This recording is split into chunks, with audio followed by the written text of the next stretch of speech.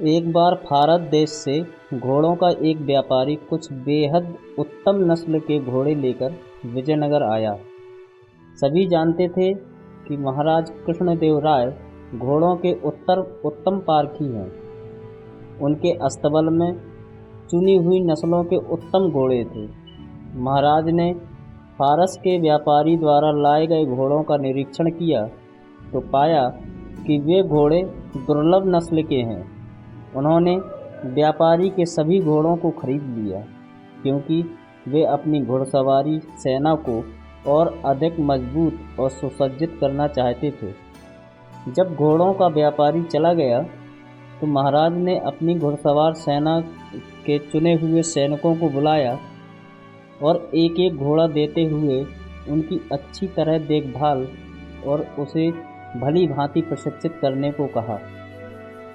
साथ ही यह भी कहा कि घोड़ों के प्रशिक्षण व भोजन आदि का खर्च राजकोष से वहन किया जाएगा।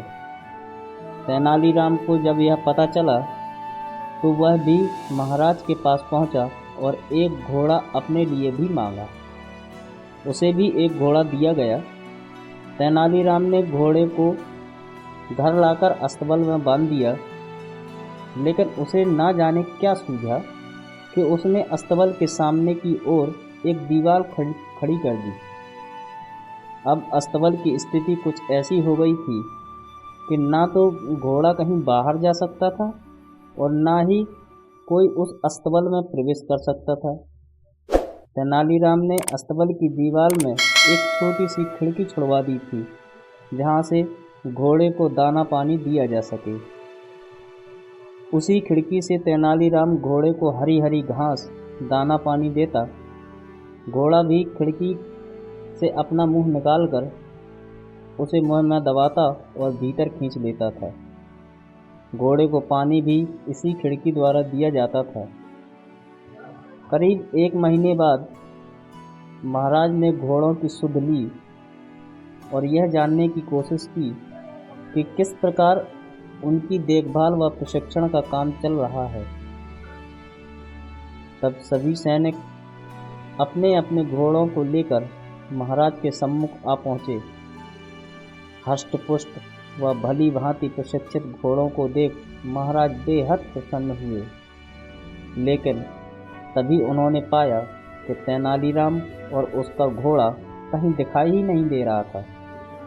इधर उधर निगाहें दौड़ाते हुए महाराज ने पूछा, तेनालीराम कहाँ हैं? जाओ उससे कहो कि अपने घोड़े के साथ हमारे सामने जल्दी पेश हों। एक सैनिक तेनालीराम के घर की ओर दौड़ा और उसे महाराज का संदेश दिया कि जल्द से जल्द घोड़े को लेकर उनके सामने हाजिर हो जाए, लेकिन तेनालीराम अकेला ही चल दिया।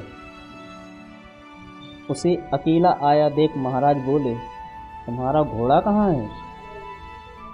आज मैं सभी घोड़ों का मुआयना कर रहा हूँ, उनकी कैसी देखरेख की गई है। जाओ अपना घोड़ा लेकर आओ। क्षमा करें महाराज, तेनालीराम बोला, आपने मुझे जो घोड़ा दिया वह घोड़ा गुस्सैल है और अड़ियल है।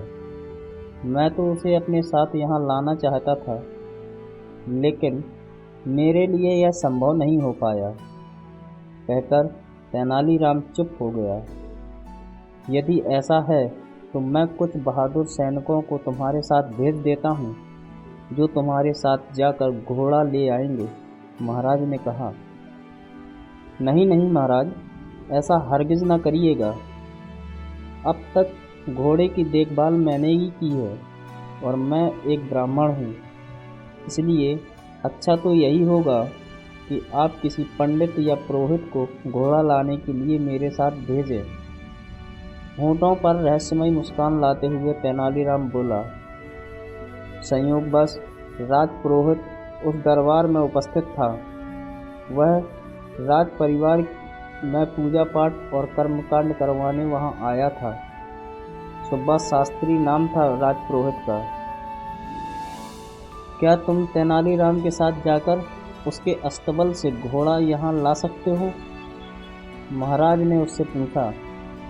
तेनालीराम और सुब्बा की निकटता देख सुब्बा शास्त्री तेनालीराम से जला भुना करता था और तेनालीराम को हमेशा नीचा दिखाने का कोई मौका नहीं चूकता था। वह बोला, क्यों नहीं महाराज, मैं अभी जाकर घोड़े को ले आता हूँ। ऐसे एक घोड़े की तो बात ही क्या, मैं 10 बिगड़ैल गुस्सैल घोड़ों को साथ ला सकता हूँ। ठीक है, यदि ऐसा है तो आइए मेरे साथ, तेनालीराम बोला। जब सुब्बा शास्त्री और तेनालीराम जा रहे थे तो रास्ते में तेनालीराम बोला, शास्त्री जी, मैं जानता हूँ कि आप विद्वान हैं और यह भी जानता हूँ कि आपने अश्वशास्त्र का अध्ययन भी किया है। कुछ देर में तेनालीराम जब घर पहुँचा तो सुब्बा शास्त्री ने अपनी लंबी दाढ़ी पर उंगलियां से उसे सहलाते हुए अहंकार भरे स्वर में बोला, हाथ कंगन और आरसी क्या, आखिर तुम्हें मेरी योग्यता पर विश्वास ही हो गया। लेकिन शास्त्री जी, मेरा घोड़ा कोई साधारण घोड़ा नहीं है, इसलिए मेरा कहना माने तो पहले खिड़की से झांक कर देख लें, इसके बाद अस्तबल की दीवार तोड़कर घोड़े को बाहर निकालने की सोचना। अपने होंठों पर कुटिल मुस्कान लाते हुए तेनालीराम बोला। तेनालीराम ने जैसे उस दिन सुब्बा शास्त्री से पुराना हिसाब किताब चुकता करने का ठान लिया।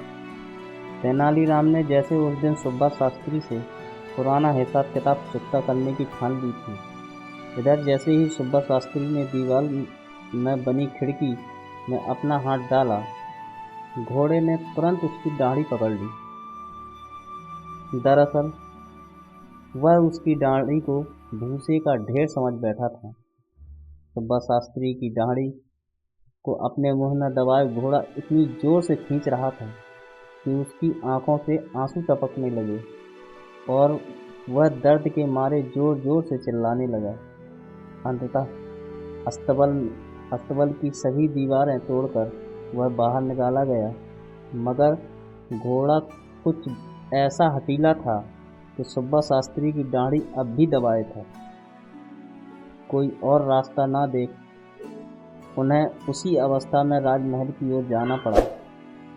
अब तक सुब्बा शास्त्री को यह समझ आ चुकी थी कि पूर्व में जो वह तेनालीराम को नीचा दिखाने की फिराक में लगा रहता था, उसी का बदला तेनालीराम ले रहा है।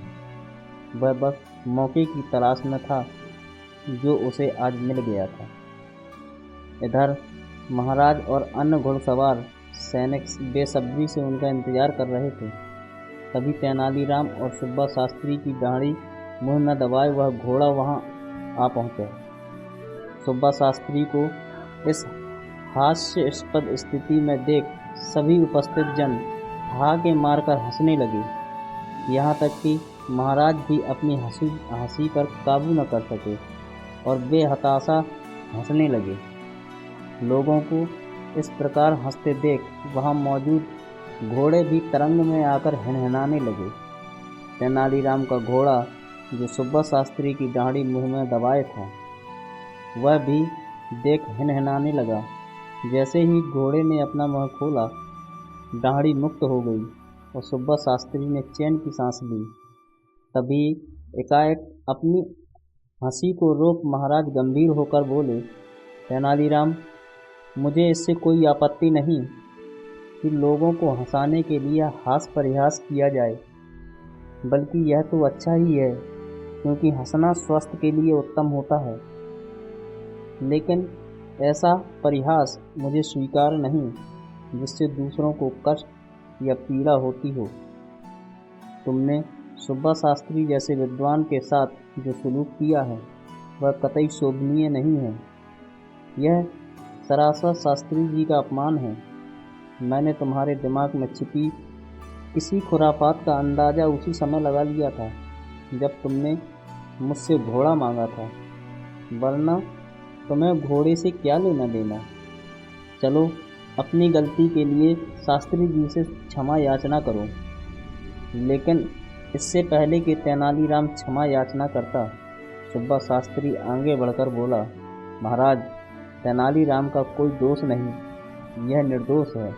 दोषी यदि कोई है तो वो मैं हूँ। मैं तो हमेशा तेनालीराम को नीचा दिखाने की फिराक में लगा रहता था और कई बार तो मैंने इसका अपमान भी किया, लेकिन मेरे दुर्व्यवहार को यह बेचारा चुपचाप सहन कर जाता था। एक शब्द तक मुंह से नहीं निकालता था। यह सब मैंने ईर्ष्यावश किया। इसने जो कुछ भी मेरे साथ किया वह अच्छा ही किया। दरअसल आज जो कुछ भी हुआ उससे मेरी आंखें खुल गईं। तेनालीराम ने मुझे सदराह दिखाई है। अपनी बात समाप्त करते हुए सुब्बा शास्त्री ने आगे बढ़कर तेनालीराम को गले से लगा लिया। वहाँ उपस्थित महाराज और अन्य उन सभी